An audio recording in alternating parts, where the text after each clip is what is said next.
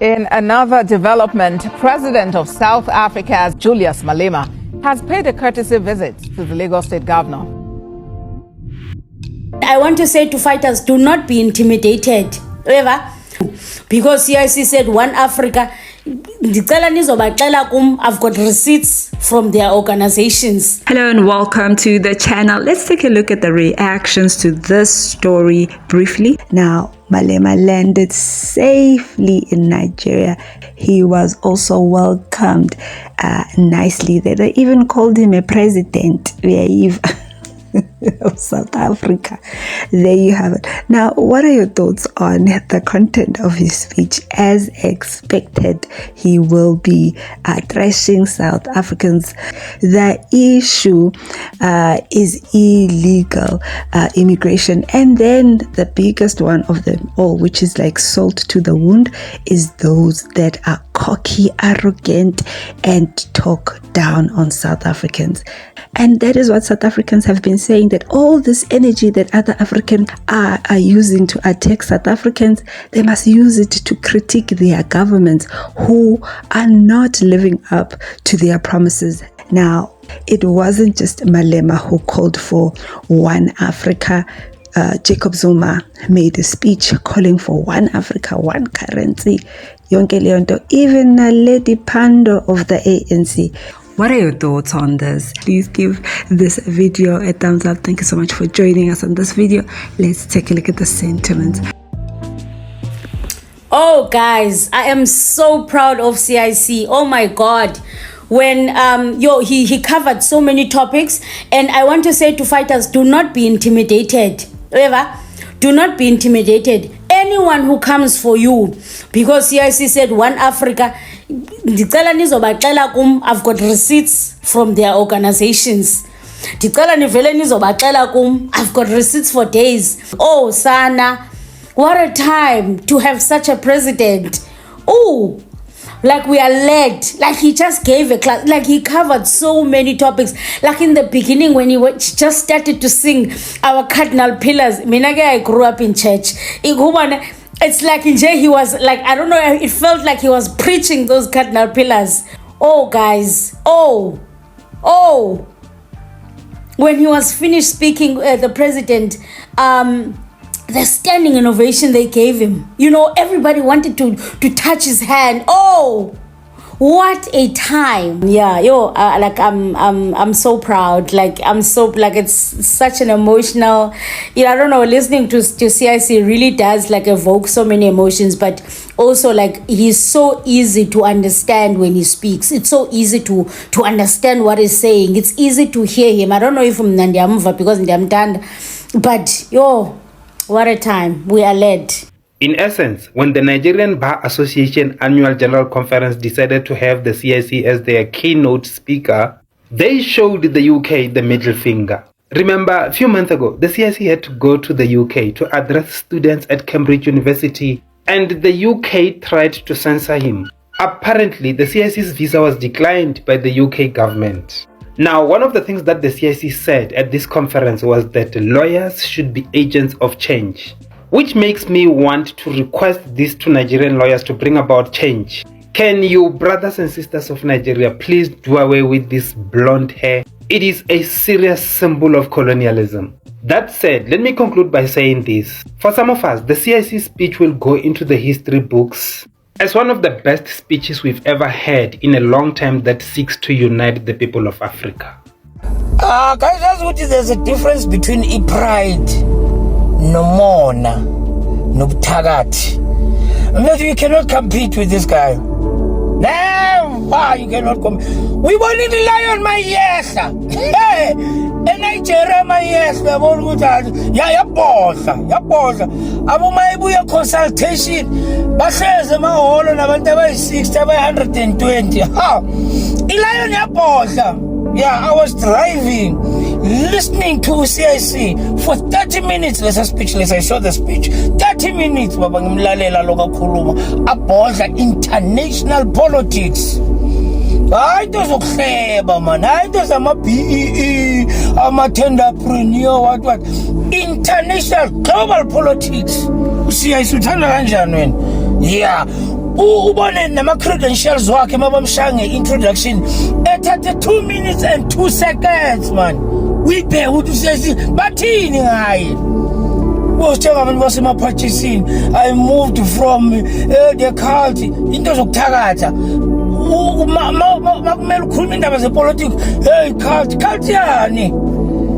Ngizogcina ngokuya eMalawi le kubo Bushiri nase-Everton kubo Zondo ipolitiki yenu akelunga. Yeah, then wazi ukuthi labantu benzeni bachekile global, bachekile continental ukuthi who can fit to address this event. Enama-lawyer, abanye abantu bamasotsha ngibabonile laphana. Usiyasi wahlala uyabona ukuthi ukhuluma upresident. And that's what is the good part about EFF, what I like. Tina, we are not about percentage. I hear other people, they say, you are going to drop from 9% to 6%. Tina, it's about schooling, yeah. We are being schooled. We are being liberated mentally. We are enslaved. Bayasoka political. When you start ngama percentage that you cannot do anything. You've got many percent, but a parliament uhlelo namathele. Kuba politics serious. No must have no 2%, but the impact that you are going to do uzayizwa leyo impact. Azawuzodlala umanile. Wapondra CIC, Lion of Judah. Lion of Judah. I don't understand why South Africans, we are bothered by the utterances of Malema in Nigeria. Malema's interests are not South African.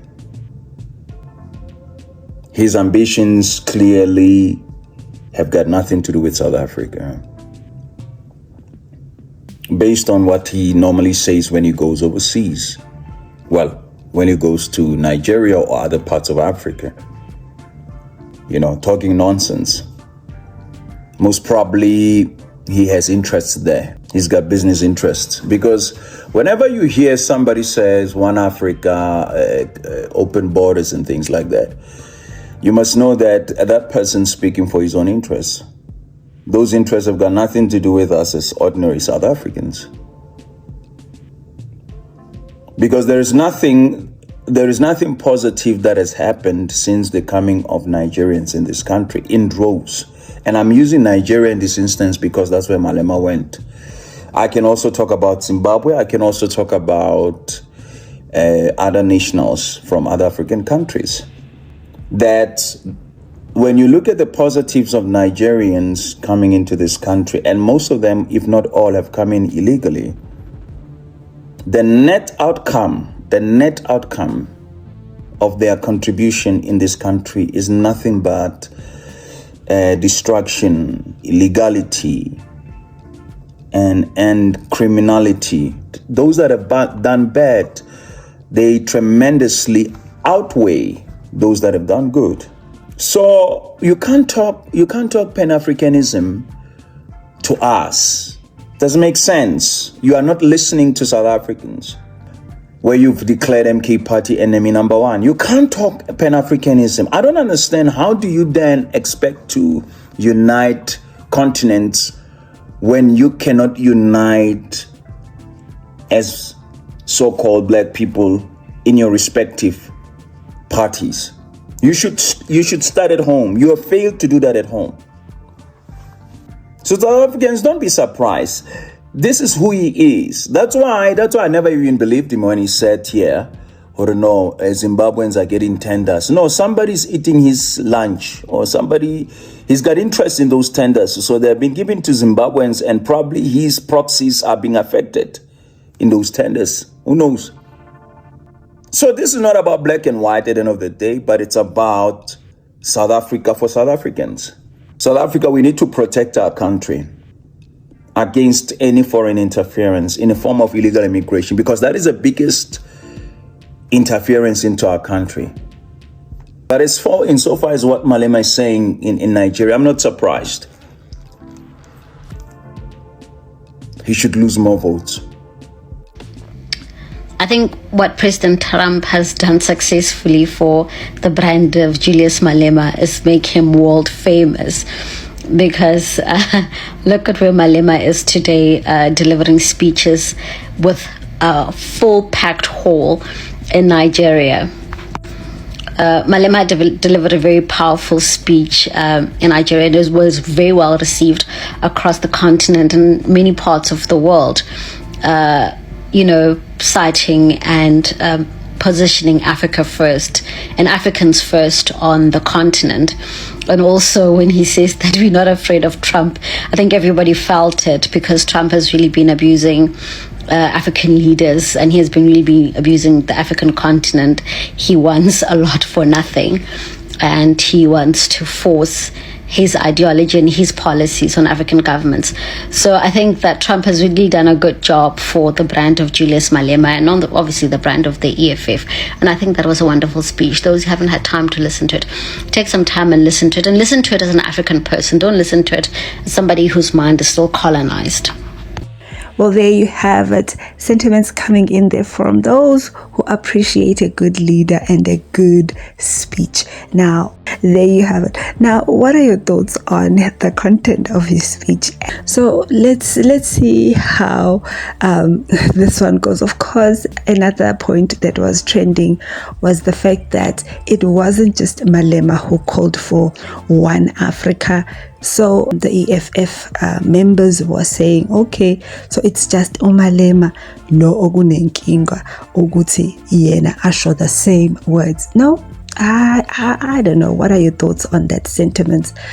From my point of view, I feel like it's because Malema puts salt in the wound and rubs it in the face of South Africans, and further on dismisses the issues that they raise. Yabona, if Unaledi Pando will come again next time and say that no, the clinics are just fine, or says no, the jobs are available, and she keeps on saying that, or Zuma keeps on saying that, you will see the people will have a different view of Zuma as well. It could be that Malema has just spoken on the topic more than these other ones, and his point of view on the topic is not just based on saying one Africa, but it's what he says after that has caused a lot of people to be uncomfortable with his view. Why can't Africa be organized and orderly? It will then be easier to then call for a one Africa, because there are other people who are not peaceful at all. What are your thoughts on Malema's speech? Of course, bringing back the conversation to what does one Africa look like? Is it anything like the United States of America? Why can't the AU play that role? Why must it be something outside of the AU? Please give this video a thumbs up. Thank you for joining us on this video. Let's meet again on the next one. Cheers. Bye.